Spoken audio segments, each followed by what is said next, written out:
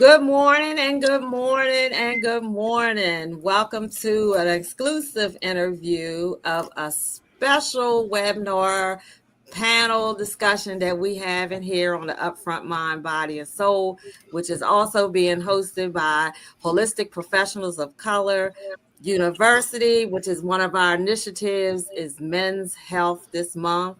But I am just honored to have these gentlemen here for the Men Need Healing too. And I want to say thank you guys. Thank you, Anthony Carter. Thank you, Derek Powell. Thank you, Jermicheal Mitchell. And thank you, Todd Ledbetter. Welcome, welcome, welcome on this Men Need Healing too today. So I just want to say thank you for helping me follow the alignment, because who would know that after I put this out that things was just happening all over the place. So I just want to say, I want each one of you to introduce yourself. And I'm going to start with how my camera's flowing from. So I'm going to start with Anthony Carter. Welcome, and tell the audience, give them a little bit who you are. Okay, hello. Thank you very much for having me. Greetings, gentlemen. My name is Anthony Carter. I am an award-winning filmmaker, writer, blogger, grandfather. As of 6 weeks ago, a great-grandfather. So you got the next tier coming up. I live in Connecticut. I moved here from California, right outside of LA. Super glad to be here. I'm a whole food plant-based coach that specializes in supporting Black men 40 to 60 who are combating hypertension and want to use plants, community, and stress elimination as part of their toolbox. All right. Thank you. Welcome. Derek Powell here. Hello, everybody. My name is Derek Powell. I'm a 51-year-old person in recovery. I'm from Delaware. I am a podcast host, a small platform, but it's my podcast host. I basically do what I do because of the fact that I am a person in recovery, and I just want to be able to help share, help some other people that may be in the same situation or a similar situation as I, and just be able to give back and play my part. I'm actually just a person trying to trying to rebuild myself. Just trying to rebuild myself and get myself on track. That's my purpose. All right. And Jermicheal Mitchell. Good morning, fellas. Hope all is well with you guys, man. Glad to be here today. My name is Jermicheal Mitchell. I am a community and youth activist in Salisbury, Maryland. I've been doing the work for a few years now, over 20. I started doing work in my community when I was 17, coaching basketball. I've created a few nonprofits in the area. I work for a nonprofit called Maneri's Dream Alliance, running a mentor program for young people between the ages of 12 and 17, and then a diversion program for people between the ages of 18 to 24. And I do other things. I'm involved in local politics. I'm a basketball coach. I run a basketball organization. But we started a new initiative called Strong Mind Coalition, which is pushing men's mental health. A lot of things. We got to heal men. So that's one of the new coalitions that we've started in the area, where we're trying to have forums like this, discussions between men, book clubs, and a few other things that we're trying to put together just to show men that they're not alone out here in this journey along with healing. So. All right. See, I told you it's a powerhouse here. And lastly, my good friend, Todd Ledbetter. How are you? Tell the audience who you are. Good morning, Michelle. Good morning to the brothers on the panel, and good morning to everyone watching with us today. My name is Todd Ledbetter. I currently live in Las Vegas, Nevada. I lived in the DC area, the DMV, for a long time. I'm originally from Pittsburgh, Pennsylvania. I am a musician. I'm a jazz saxophonist. I am also a public school teacher. I teach English language arts at a school here in Las Vegas. And I'm also an emotional wellness activist, as well as a certified Allowing Your Success coach. And all of that was born out of the things that I did to overcome a long battle with severe depression. All right. So, wow.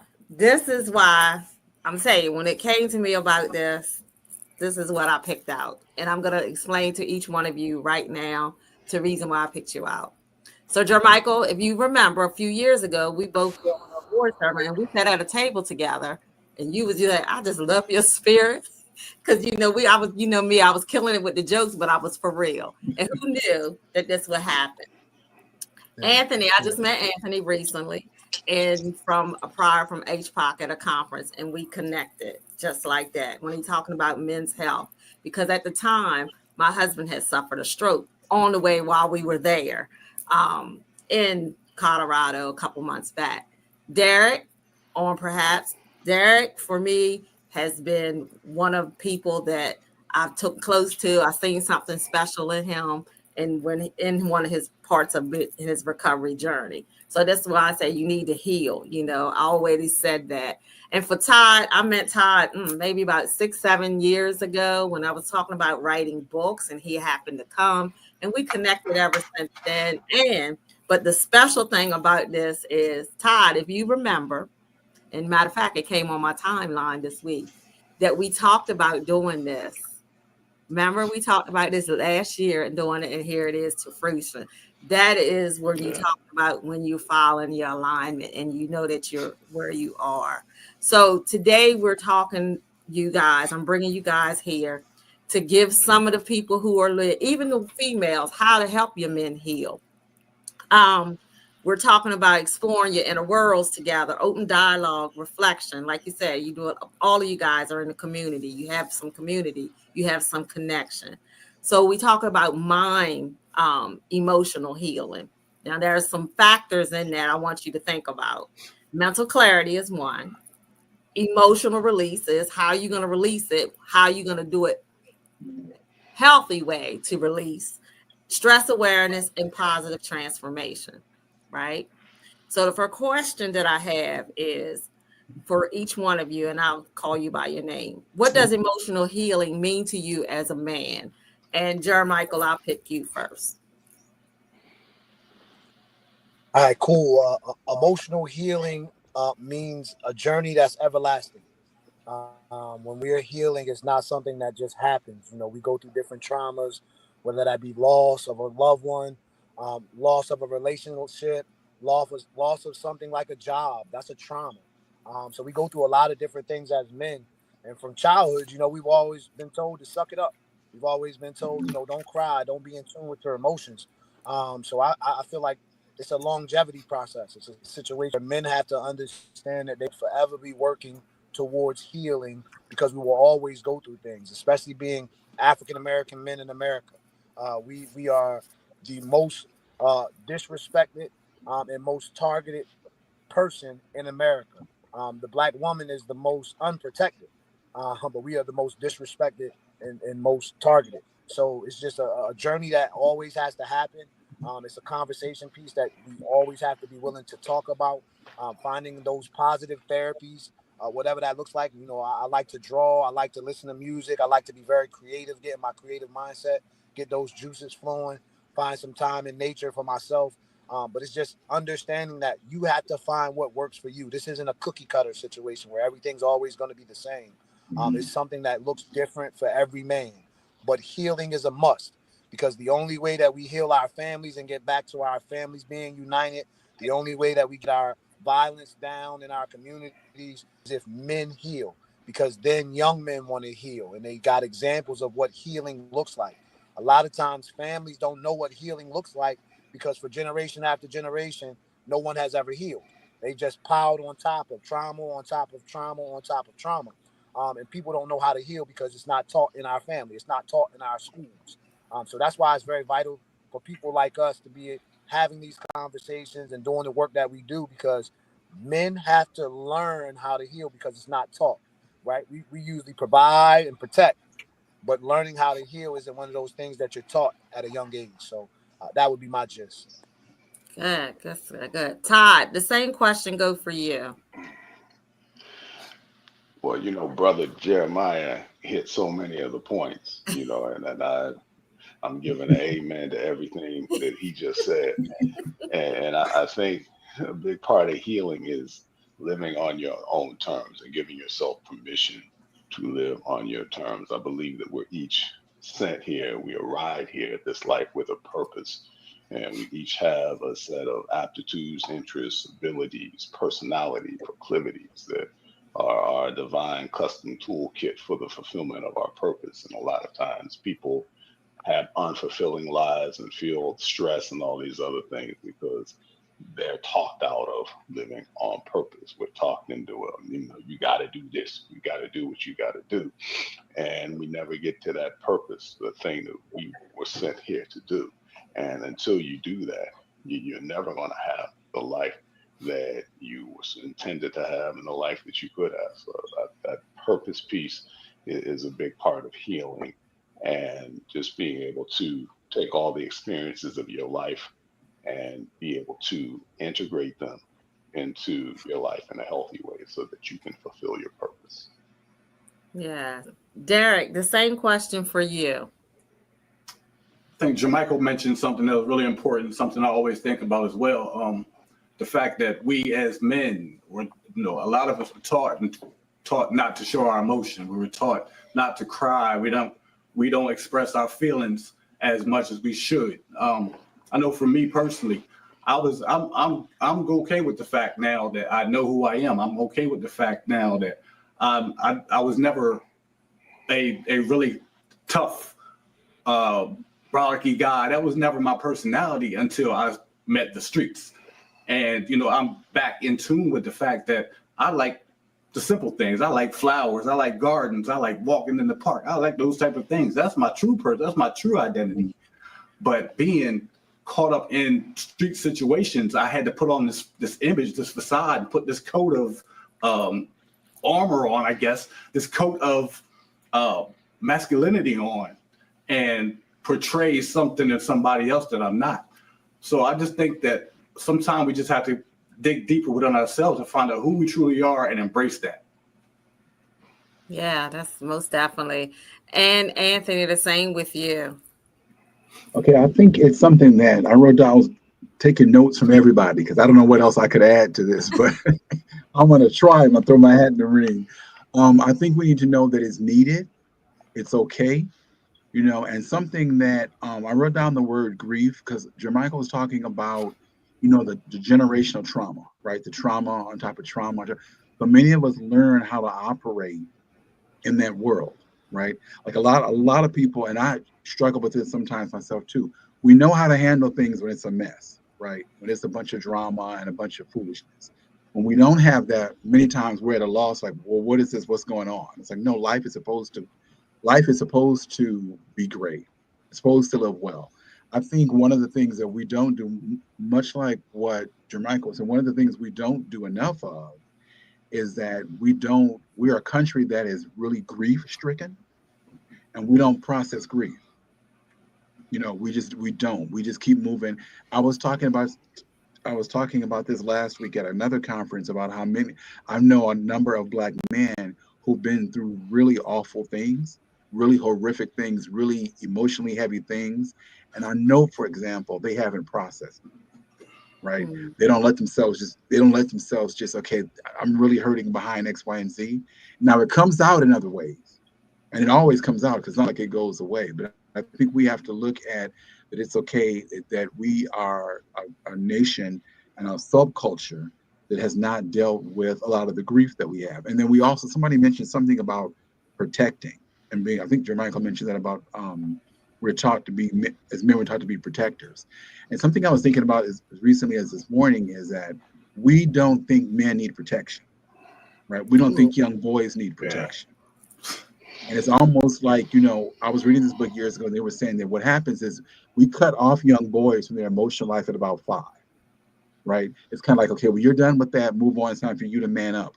Well, the person is 5 years old and they're still afraid of the dark, still peeing in the bed at night, but we want them to be an adult. To be a man. So one of the things I think we need to really look at too is, who's protecting these young, sweet boys? Who's taking care of them? Who's making sure they get what they need? So that's what I would say we need to work on and focus on. Wow.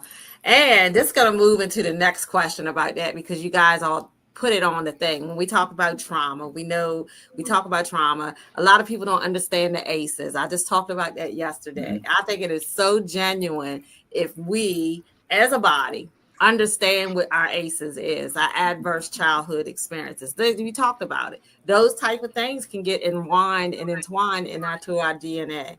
But what do you do when you notice? As you said, in our culture, it's just like, you just pray about it and it'll go away, right? Not to say that prayer doesn't work, but there's also people that are here to help aid you through these processes, as you guys were just talking. So one of the things is, there's a lot of misconception. Oh, if I go to a therapist and I'm a male, that means that I'm a punk, I'm weak, or whatever else, or, So what are some misconceptions about men's health that really need to change? And I'm going to start with you, Derek, with that question. What was that again? What are some misconceptions about mental health that need to be changed? First of all, I think that a lot of people confuse mental health with mental illness. I believe that the mental health side it's just basically how you maintain yourself emotionally, how you maintain your feelings and emotions. I believe, personally, that some things, it's already been said that we need to work more on understanding what it is before we can do anything else. One of the misconceptions, I believe, is that we can overcome this ourselves. We can overcome these situations and issues by ourselves. And I think that's just not. I don't think it's healthy to try to do things like that on our own. I believe that we need to involve other people, because we can't just go on our own thought processes all the time and believe we're going to come out on the bright side. Right. That's true. Todd, the same question for you. Biggest misconception is emotion itself, I think. When you look at the word emotion, motion, E as in energy, and motion, frequency, vibration. Why do we have this thing called emotion? Well, first of all, you look at talk about the whole idea of motivation. The only reason any of us does anything is because of how we think the doing or the being or the having of that thing is going to make us feel. Okay. If you take anything anyone does, if you drill down enough, I do this with my students. I ask them, what do you want? And once they sort through that to even understand what I'm saying about that, then they'll say, okay, I want, when I graduate from high school, to make X amount of money. Then I ask them, why? Because I want a house. Why? If I drill down to them enough times, it gets down to a feeling, how it's going to make them feel. So the paradox of that is, we're taught in this society, forget your feelings, F your feelings, just focus on, doing what you got to do. But everything you do is based on your feelings. So it's like you driving down the highway with one foot on the gas and one foot on the brake. You're doing what you're doing because of how you think it's going to make you feel, but I'm going to ignore my feelings. How can you do both? You can't. So I'd say that right there is probably the biggest misconception. Most definitely. I agree. Jermicheal, the same question for you. I would just agree with both of what those brothers are saying, but I think the biggest piece would be mental health is not a mental illness. It needs to be on a billboard in our communities, all over, put on posters, because that's been the biggest thing since I was a child. I think generations before me, mental health always equaled crazy, right? And when you talk about that in our community, people run from that conversation, right? Because again, I ain't crazy. What I need to sit on somebody's couch for? I think the other misconception is, right, ways of therapy. Everybody thinks you got to go kick your feet up and talk to somebody to, when it comes to mental health. And there are multiple forms of therapy to help you deal with your mental health. So it isn't always kick your feet up, talk to somebody about your problem and issues. That is one way, and that works for certain people. But I just think people have that misconception that if you have mental health issues or you need to heal, that you're crazy, right? Especially in our community. And they run from that. It's no way I can have that tag on me of crazy, right? So that, I think that's the biggest misconception. And that's why what the brother said, Mr. Derek said, mental health is not mental illness. They are totally different. Mental illness can fall under mental health, but it's not the same thing. Exactly.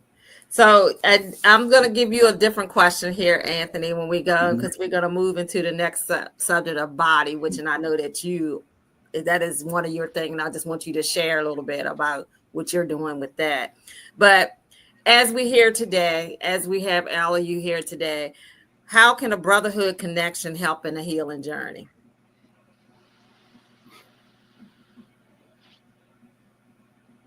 Is that a question for me? Yep. Oh, okay. I don't know where you were starting. Okay. How can it help?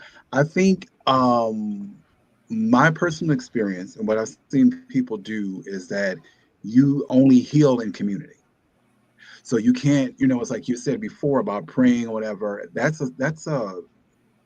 Typically that's a solitary event. That's a solitary way of doing things. I believe that you only heal in community. And what I mean by that, and community looks different from time to time. We're talking about mental health, right? One of the reasons that I think we don't get further is because we're taught as men that we're supposed to know everything. So if you got all the answers and you know everything, you're not going to reach out to somebody and say, I need help with this or help with that. It's like if you have, if I broke my arm, right? I wouldn't go to anybody that I know to fix it. Because they're not, unless they're a doctor, that's what they do. I wouldn't go to them. I go to a professional.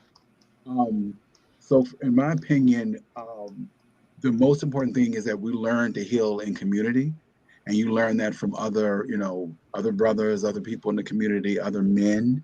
One of the things that I think we can share, I think Jermicheal mentioned this about the younger generation and young boys and young men. One of the things we can share is that, understanding emotion or understanding your emotions doesn't mean you're ruled by them. It just means you understand them, right? And I think a lot of times we have to model that for people. So we need to do that in terms of a community of Black men. This is how you manage your emotions. This is how you not allow yourself to be ruled by them. Right. I'm telling you, this is awesome. So we're going to take a quick little break and we're going to be right back. Look, I want you to go tag someone in this. I want whoever's you're watching right now. And I'm thanking you, Yota Moni. I appreciate your comments. I want you to know that I'm seeing them. And yes, the billboard is such a great idea. Jermicheal, we have to talk about that afterwards when we get off. We have to talk about that because that's a good thing. That is a good thing. But we're going to take a quick commercial break and we're going to be right back.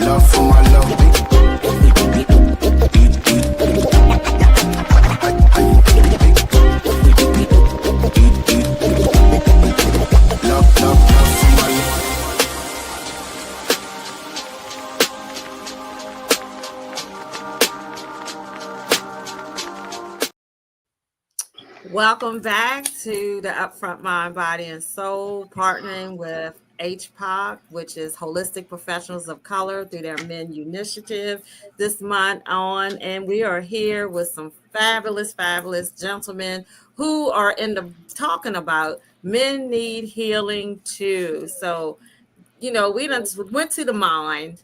We done talked about the mind, because again, it's the mind, the body, and the soul. All of that works together, right? Because if one thing is out of order, everything else can trickle down, and it can trickle down in other areas.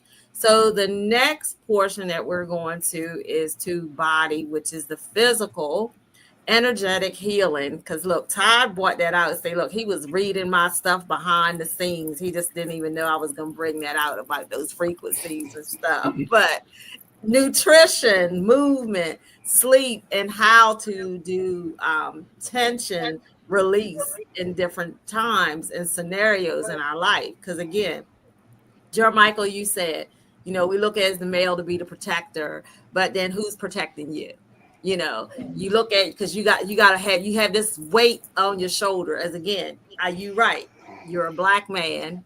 You are at a high risk every day. Like, am I just gonna get something happen to me based upon because the color of my skin, or different things like that?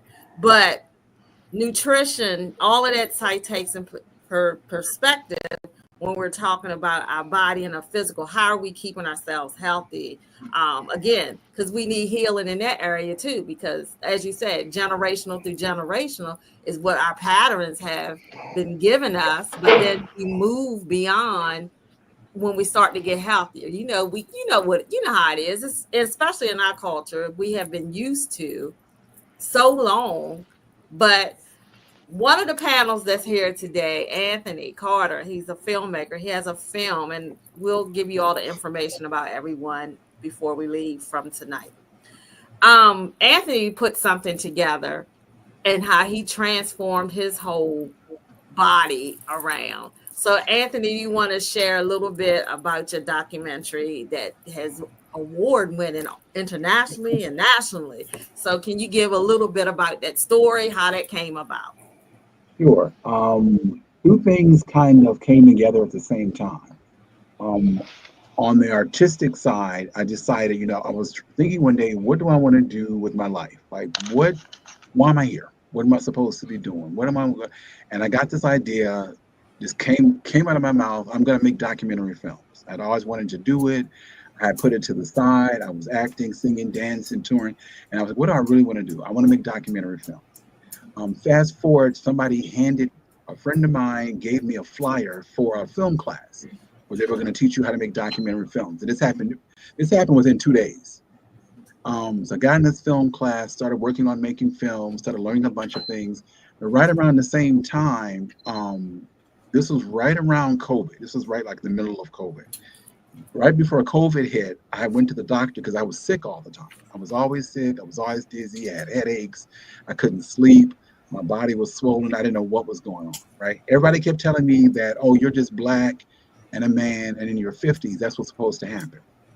And I was like, huh? And so this went on I'm embarrassed to say, for a number of years. And then one day I just said, you know what? I'm fed up. So I went to my doctor. And immediately, she took my blood pressure. It was super high. She couldn't believe it was so high. Nothing had happened as of yet.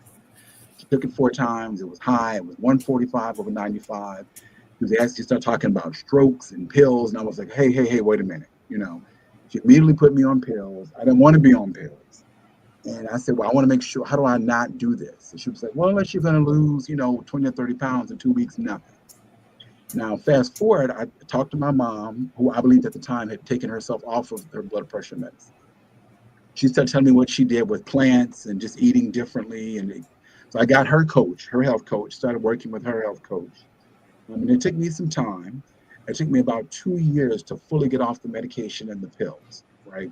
In the meantime, while I was doing this process, I made a film about it. I was documenting it. I was recording things, and I was meeting all these wonderful black vegans on Twitter. And I told everybody, I was like, hey, come do my podcast and be in my movie. I didn't know what I was doing. I was like, let me just collect all this info, right? Ended up making this short that's like 15 or 16 minutes, which Dr. Jermicheal saw in Denver. Won all these awards. And the film was all about my journey, figuring out basically how I was going to save my own life, because nobody was coming. Because everybody kept telling me, this is just the way to do it. You're black. At that time, I was 52. You're black, you're early 50s, you're a male. This is what's supposed to happen. Just suck it up. And I remember thinking, nope, no thank you. This is not going to be me. This is not. So I was like, now everybody else is telling me this is the way it is. I don't believe this is the way it is. And I made a determination to turn it around. And I documented it in the film. And my goal is to have 100,000 black men join me in this journey to make their health an asset and not a liability, and turn their lives around with health. And I happen to do it with plants, the whole food plant-based diet. connecting to my community, and eliminating stress. The name of the film is Ask the Old Guy.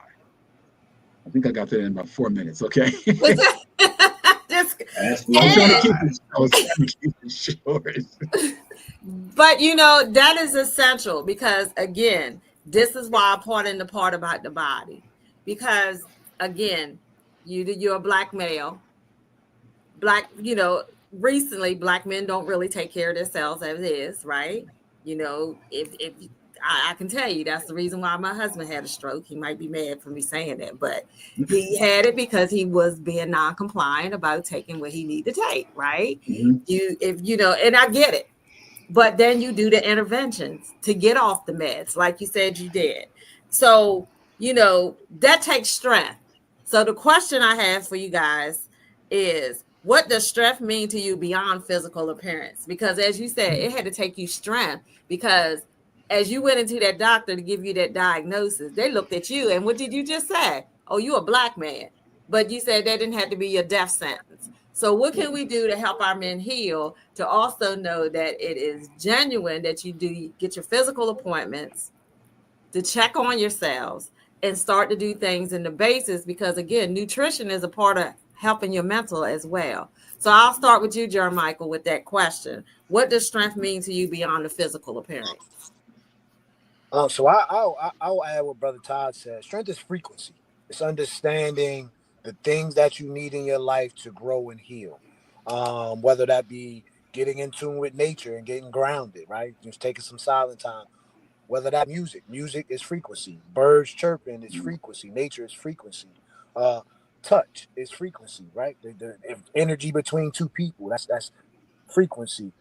Foods we eat is energy, right? As the brother was saying, eat to live, not to die, right? That's very vital and important that you eat living things, that you eat healthy things, because that matters, right? That's how you change your diet. That's how you get off those different things. You got to eat different. We're so used to eating a certain way in the black community that we just it's traditional that we eat a certain way, and that's killing us, right? That's also causing mental health issues, right? When your body's dragging and you on a bunch of psychotropic meds or blood pressure meds, you ain't thinking Mhm. clearly.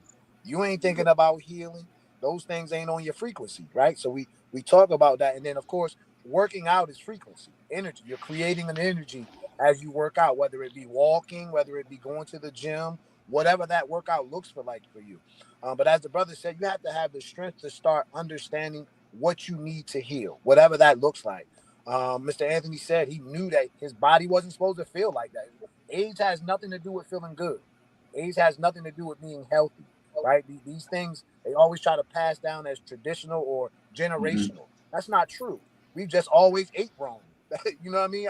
I might got some of the same health issues my grandfather had because we keep eating the same traditional foods, the same things. So if no one ever, as Brother Anthony did, change the directory, right? I got to start eating different. I can't eat those same things I used to love or I grew up eating. So I believe it's truly just understanding the frequency, like Brother Todd said, and changing those things in your life, being strong enough mentally to know I have to be willing to change. It might not taste as good. It may not. It may hurt a little bit, but at least it's hurting to have something. At least it's hurting to heal Mhm. instead of hurting towards depression or hurting towards being worse. Pain is good sometimes. It's a good thing sometimes, but that's the biggest piece. Just having that strength to truly know what your frequencies need to be. Yeah. So Todd, look, I see Todd receptors up already in the spirit realm. Look, I see your receptors up already when you're talking about those frequencies. Look. So the same question goes for you, because again, I gotta look a certain way, I gotta be buff, I gotta be this, again, what is the strength beyond the physical appearance? I thinking about my own history. I have all of the family histories, diabetes, uh, obesity. My mother passed away from cancer. So, we've got all this stuff in our histories. But fortunately, even my father, with his family history of diabetes, he started trying to treat it his own way when I was growing up. And he didn't do all the right things, but he made me conscious at an early age of what you put in your body, how you eat. So I've always kind of eaten healthy. And then as I was trying to pull myself out of this cycle of just emotional brokenness, I discovered walking. And it was nothing for me to do some days, put in 20,000 steps a day. I'm walking, I'm meditating, I'm listening to books and other things. And that was a big part of my healing process. But I think the biggest thing that you can do to take care of your physical health is reduce stress. Ooh. Once I got intentional about reducing the stress in my life, the cortisol levels went down. At one point, I had sleep apnea. I was obese. I was having chronic recurrent back issues. I was in treatment for the depression. And once I got deliberate about eliminating or reducing or minimizing stress in my life, which required some pretty drastic changes, but I made those changes. And people actually say I look younger and healthier now than I did 10 years ago. I mean, I'm turning 60 next year, and people think I'm about 20 years younger than I really am. So that if there's any one thing you can do, if everything else flows out of that. These unhealthy diets, that's a stress response. So many of the other things that we do as Black men, that's largely a stress response. So if you can find a way to get on top of that, get a handle on that, everything else kind of falls in line behind it. All right. I love it. And Derek, I'm going to move with you with a different question. I like that question. I was ready for it and everything. But you go ahead. I'll let you take that, but then I'll give you another question. Go ahead. I'll let you take it. See, that's how our friendship rolls. See, I'm not going to stress you. See, we don't do that. Right. Reduce and eliminate stress. But no, for me personally, denying myself is definitely beneficial to me. Denying myself, and I say that because it was for certain things. I was so caught up in drinking sodas so heavily. That was one of my biggest issues. After, in my recovery process, we normally turn to sweets, and sodas was my thing. I was drinking like a case of like 12 pack of sodas like every other day, literally every other day, including my little snacks and cookies and all that. But I had to start somewhere, and for me it was with sodas. So I had to take myself to waters. They're flavored waters, but I'm trying to work my way off that as well. So I think it's just denying myself small things in small increments. And I say that because I always talk about my recovery process, not ashamed to admit that I am a person in recovery from substances, crack cocaine and alcohol. And I just think that sometimes we overwhelm ourselves and we think that we have to do these things on a big, huge, grand scale, and we really don't. And I think that that all goes back to the stress reduction, because when we take on a whole bunch of stuff and then we become overwhelmed, the stress kicks in, and now we're out of whack and we really don't know what to do with ourselves, so we just go for anything. So I'm just going to keep it there with the denying myself certain things and just maintaining my own personal level of comfortability where I'm at right now. And you were talking earlier about work, like exercise and working out. And we think that men have to be these big, burly guys, and I'm well past that now. Now I do things for flexibility because I'm getting older. I'm 51 years old, and I'm starting to feel things tighten up a little bit. So I'm doing things now just for flexibility. I don't want to have to, like Anthony said earlier about the pills, not wanting to be on pills. I don't want to have to wake up in the morning and have to take a bunch of medications just to eat or just to be able to move and function. And it's sad to say, we as Black men, that's the way that we normally end up going down that path because we don't eat correctly. I still love cheeseburgers. That's one of my favorite foods. I love the grease, I love the fat, I love the flavor, all that stuff. But I know eventually I have to work my way off of that. It is rough, and but even in that, we can't do that alone. Because we leave it up to our own mindset. I'll just eat half. Okay, we'll see how that works out. It hasn't worked out for me too well. But yeah, that's where I'm at. Oh my gosh. Serious. You're denying you're denying your burger. There's nothing wrong with denying your burger. I'll try. I'll deny myself the sodas, but I'll work on the burgers. Yeah. I'm telling you that, hey, it's a factor with everything. It's a factor with everything. It's a factor with everything to learn how to navigate out of the mindset with everything. Yeah. So on the realm of that, so we're gonna move with the next question. Anthony, and I'll give you that. So give a tip for a male or a female who's watching this, but again, we're talking about men need healing too, on a tip that they can do to honor their physical well-being. A tip that men can use to honor their physical well-being is something that I try to do every day. I have an accountability partner who's in Jersey, and we text every day. And her name is Miss Juanita.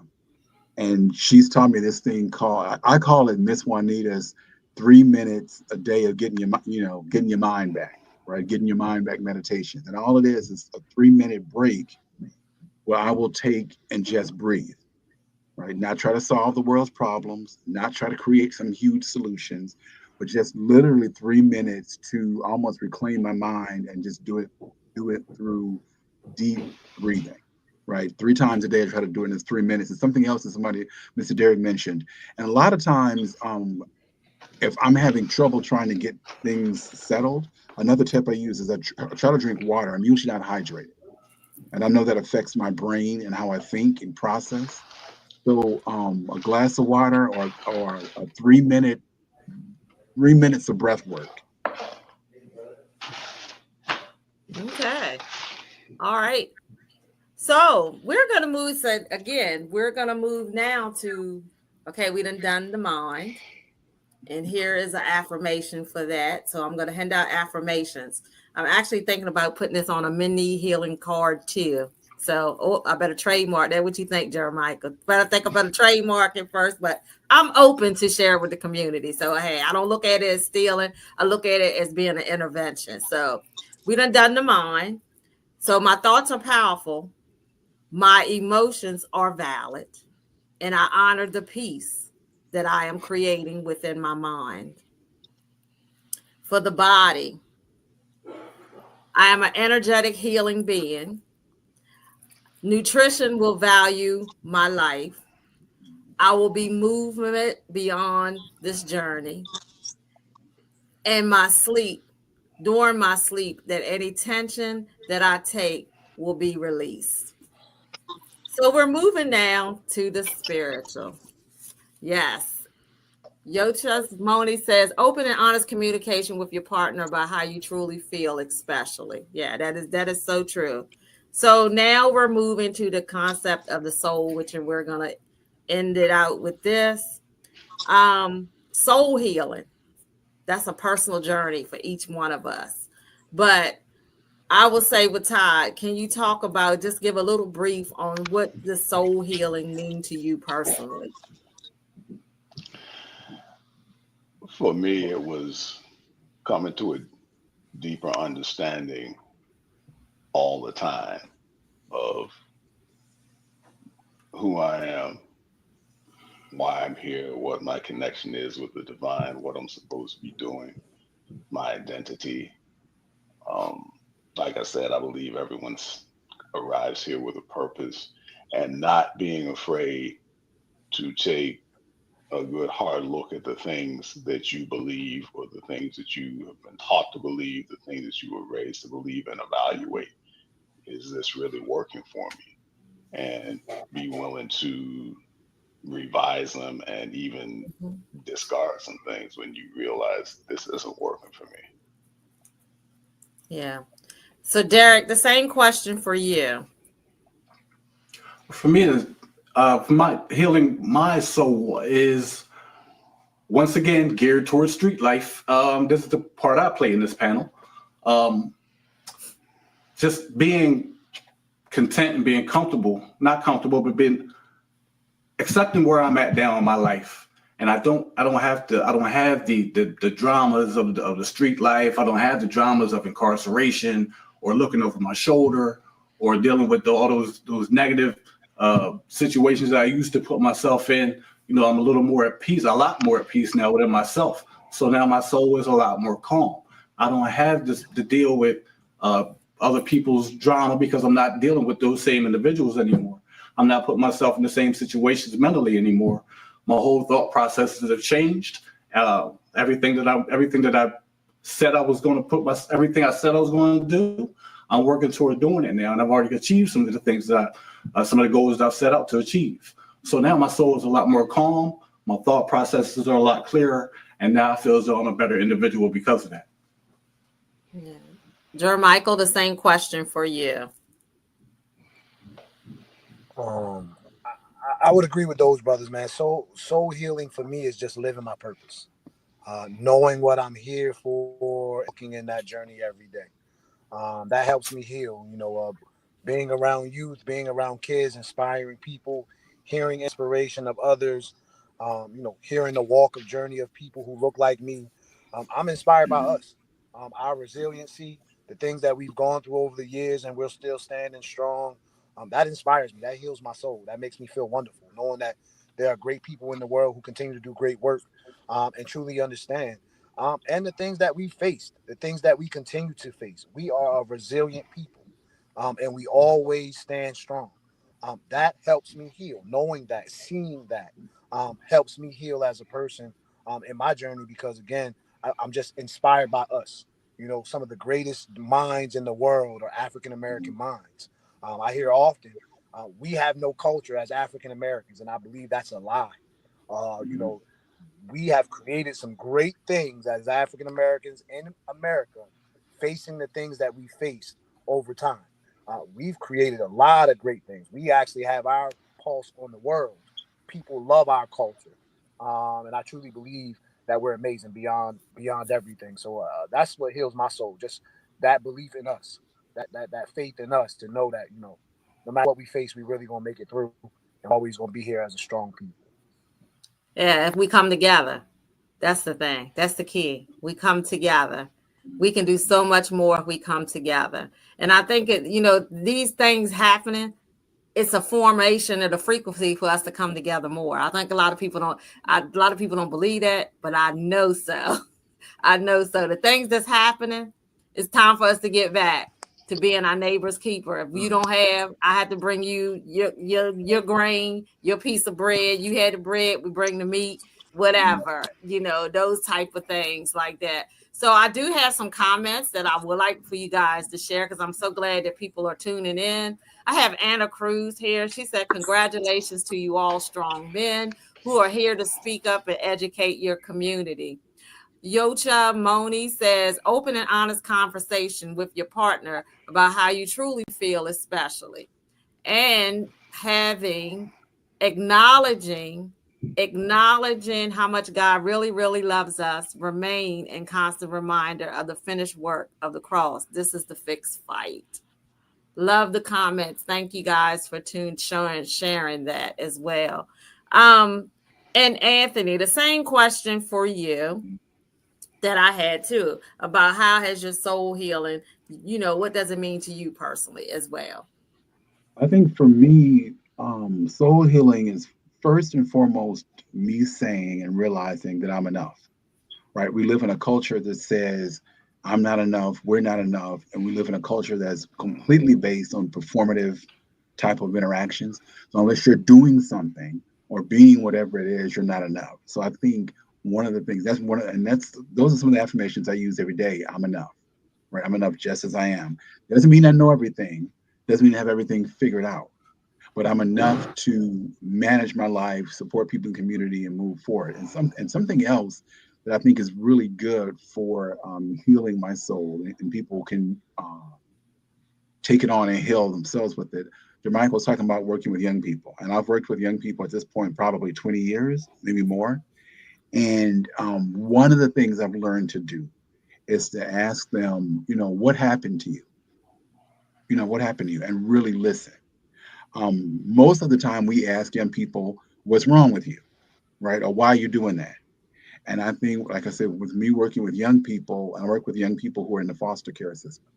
So I'm often like, in some way or another, asking you, tell me your story. What happened to you, right? And I find that just supporting somebody telling their story and supporting somebody owning it, like not hiding it, but owning it and say, yeah, this is what happened, or I should have done this. To me, that's very healing for the soul. There's something that's very uplifting and opening about that. Yeah. You touched it. You touched on something too, because I met a lady years ago, and she was actually from the Maryland area. She actually now goes around speaking. Her name is Tonia Kane. She was, addicted to drugs. Oh, she did everything. Every time you turn around, they would arrest her. I mean, she had multiple, I think like over 80 some arrests or something like that. Mm-hmm. But she has a powerful story that she goes around now and share. Took one person, because of the trauma that happened. What you just said, it took one person to say, well, what happened to you that made that happen? That why you went through that. And that's so true. That there was the spark to her transition. So which meant a whole lot. So this is a question, because I know I had to deal with it. Forgiveness. Let me say this. The role of forgiveness, and I'm going to just give you all the example. The role of forgiveness plays into the ability to move forward. Do you believe that true or false? And I'm going to start with you, Todd, with that one. I think the first person you have to forgive is yourself. Because it's very easy to beat yourself up about past mistakes or past missteps. Woulda, coulda, shoulda, whatever. But a big part of that for me has been the path that I took is what led me to this place. So now what? Yes. And I can honestly say that I am in a better place now as a result of some of the work that I've done. And, as they say, wouldn't take nothing from my journey now. Wow. That's a powerful statement. Jermicheal, for you, the same question for you.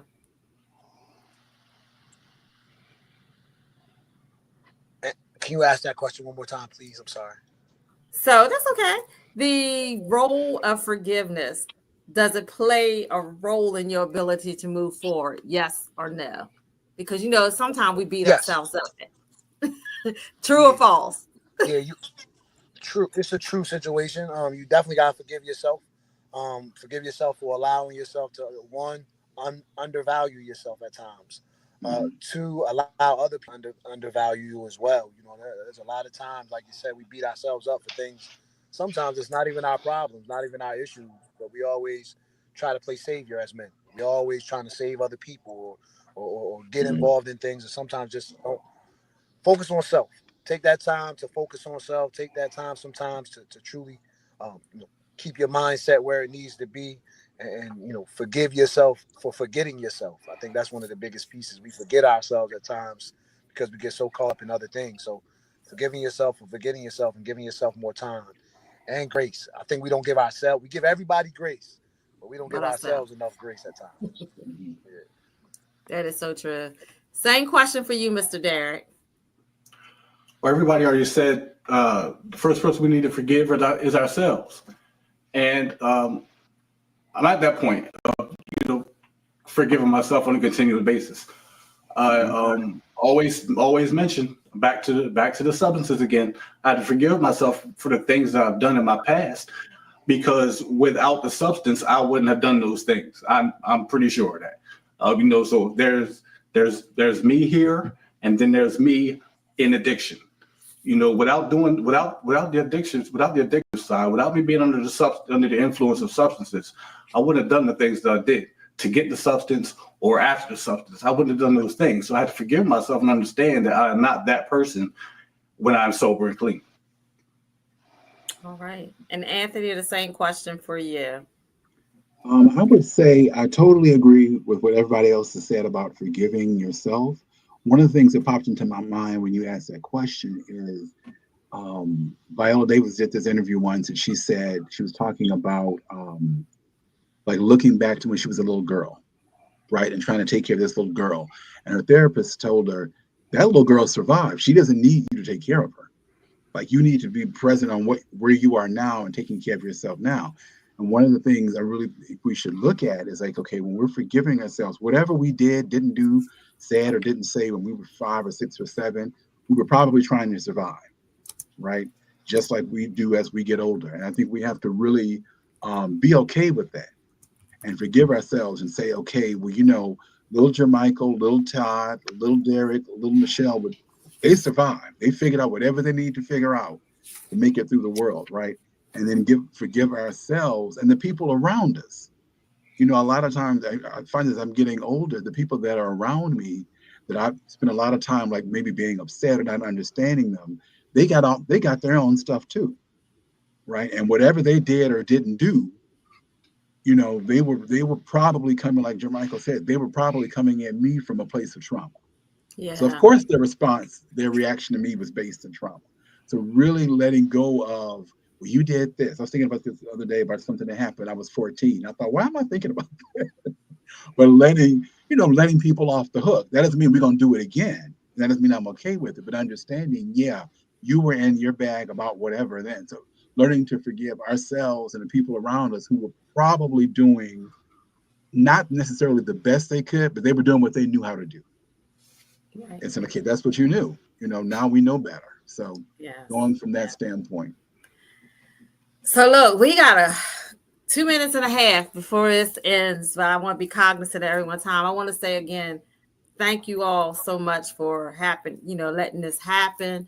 I just want to say thank you so much from the bottom of my heart that you all have collaborated to bring the message that men needs healing too.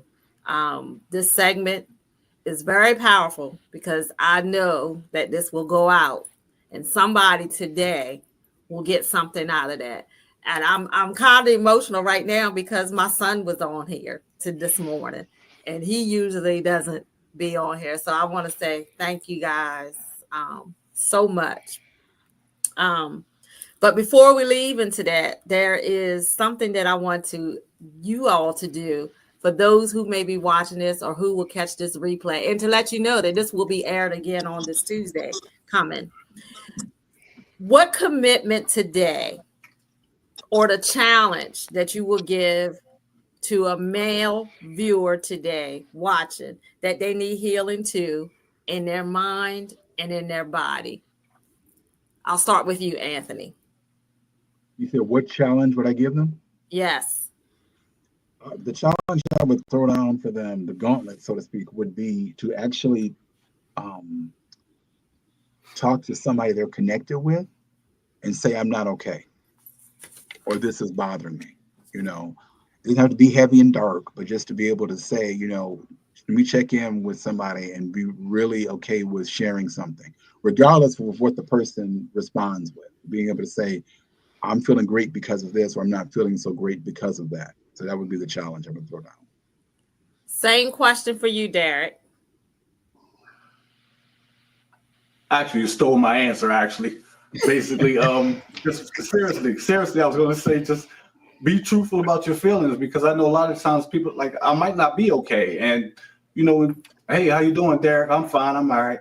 Knowing that I'm not, and there's just something small going on inside me, and I won't express it. So my challenge is just to be truthful about your feelings. Jermicheal, the same question for you.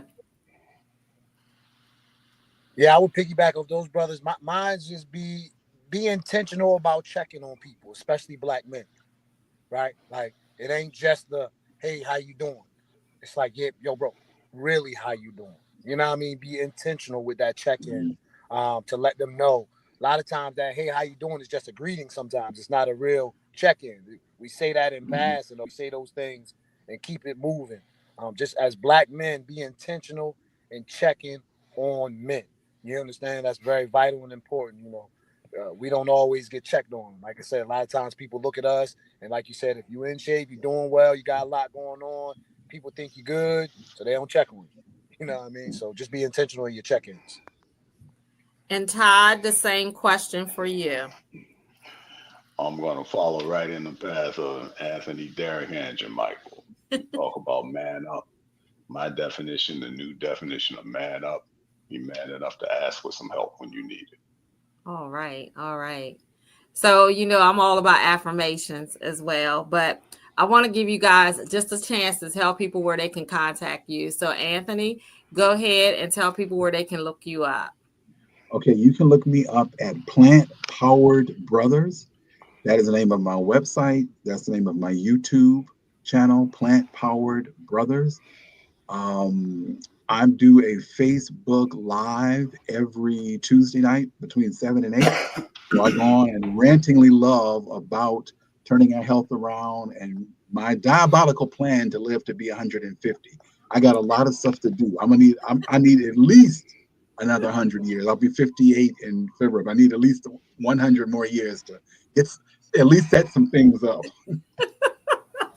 Sheesh. Derek, how about you? Tell people where they can find you. I don't have any websites or anything yet, but you can find me on Facebook under Derek Powell, Life Chat Podcast. Also on YouTube, Life Chat Podcast. Everything's Life Chat Podcast for me. TikTok, Derek Powell, Life Chat Podcast. Basically, I host a podcast. My segments are on every Wednesday night at 7:00 p.m. I discuss life situations with various guests on every Wednesday night. Sometimes there's a small panel. We discuss recovery processes. We discuss life situations, experiences. We discuss business. We discuss entrepreneurship, all type of different experiences, all type of different situations. But we strictly focus on trying to bring a solution, not just talk, but a solution to the problems or the situation. All right. Todd, tell the people where they can find you. You can go to my website, toddledbetter.com. Todd with 2 D's, LED, LED, better.com. You can also find me on Instagram at sax.vegas. That's SAX, sax.vegas, and or TLedJazz. I tell you, the brother's bad on that saxophone. I'm trying to tell you that. But Jermicheal, the same for you. Tell the people where they can find you. Yeah, so I'm Jermicheal Mitchell on Facebook. I am King Langston 8 on Instagram. King Langston is my alter ego. You can listen to me every Sunday from 12 to 1 for the next couple of weeks on Live 97.5, Everything Urban. I do a podcast show on the radio from 12 to 1 locally.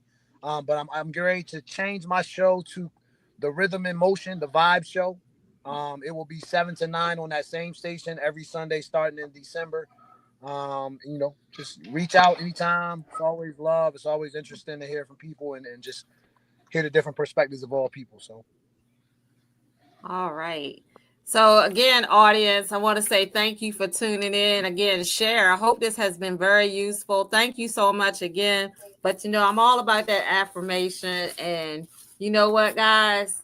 Since you all have helped me out this morning, I had something for you guys, but I want you to repeat it because it's going to go in the atmosphere with this frequency that's going to be rolling up on here because this thing, I see this going nationally. I'm just putting it out. I'm putting that frequency out there. I'm seeing that you guys will come together again to do this. I don't know if I have to be the person to bring it together. Oh, well, I can help. But I see this movement with this. Men need healing too.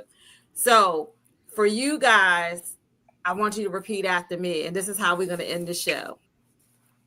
All right. I am a man of balance. I'm a man of balance. I am a man of balance. My mind is focused. My mind is focused. My body is strong. My body is strong. And my soul is at peace. And my soul is at peace. I allow healing. I I allow him healing to move through every part of my being. through to every move through part every of part of my my being. being. every part of my being. And so it is. All right. Thank you, everyone. Thank you guys for tuning in to this special segment of the Upfront Mind, Body, and Soul in partnership with the Holistic Professional of Color, because our motto here is we heal ourselves, we heal our communities.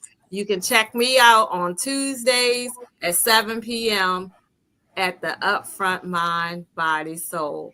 And if no one has told you that you are loved, just know that you are loved here at the Upfront Mind, Body, Soul.